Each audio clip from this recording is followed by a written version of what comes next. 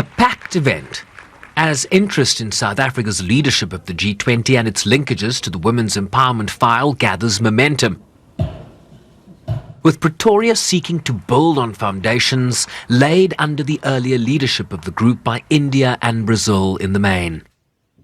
To continue with the hard-won gains in the context of the G20 Working Group for the Empowerment of Women, we have put indeed forward the following three key priorities as just been mentioned. One is the key economy, recognizing and addressing the value of unpaid care and domestic work, the promotion of financial inclusion, ensuring equitable access to financial resources for women, and addressing gender-based violence and femicide, tackling systemic violence against women and girls. I'm pleased to indicate that during our first technical meeting, these three priorities received overwhelming support from our fellow G20 countries. With financial inclusion central to this year's G20 theme of solidarity, equality and sustainability. Focusing on care economy, both paid and unpaid care work remains critical for women's empowerment.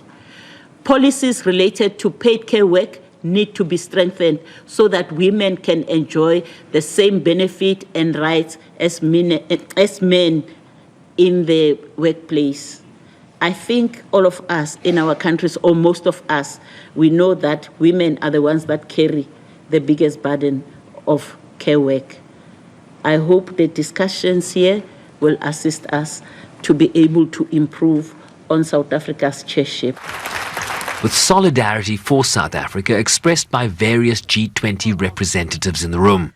We hope that we will achieve a strong communique for our ministerial in October, and as with South Africa, we are closing the first G20 cycle on it.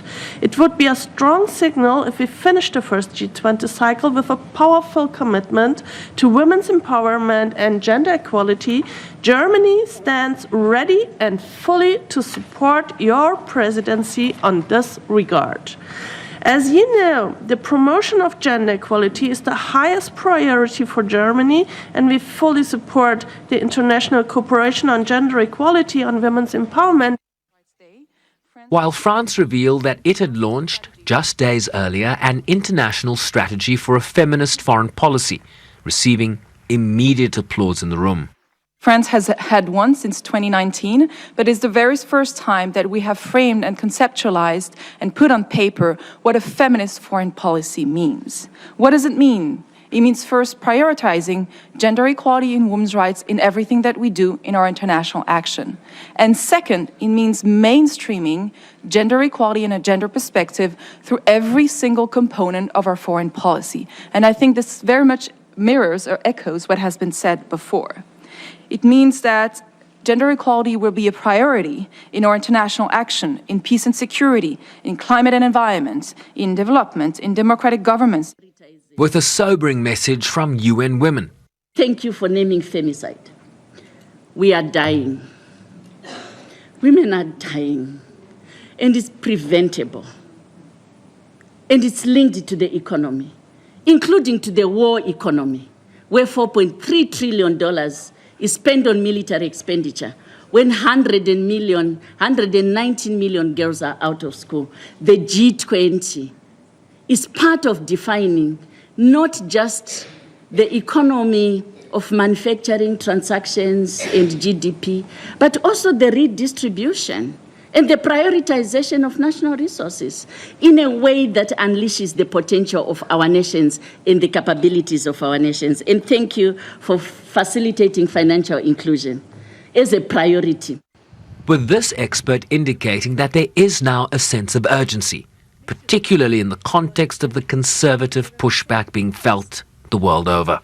On South Africa's hosting of the G20, especially the element of the women at 20, is incredibly important. I was sitting in that session yesterday and I was thinking it is not only for South Africa, the importance of South Africa embracing all African countries, and I would even say embracing the global South, especially in a seemingly multipolar world direction that we're taking. So we should take that lead.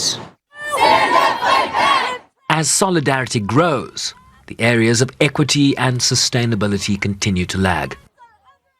The unanimous consensus adoption of the CSW political declaration earlier this week will provide South Africa's G20 Women's Empowerment Workstream with a shot in the arm, encountering a world in which, as the Secretary-General Antonio Guterres indicated, the poison of patriarchy was back with a vengeance.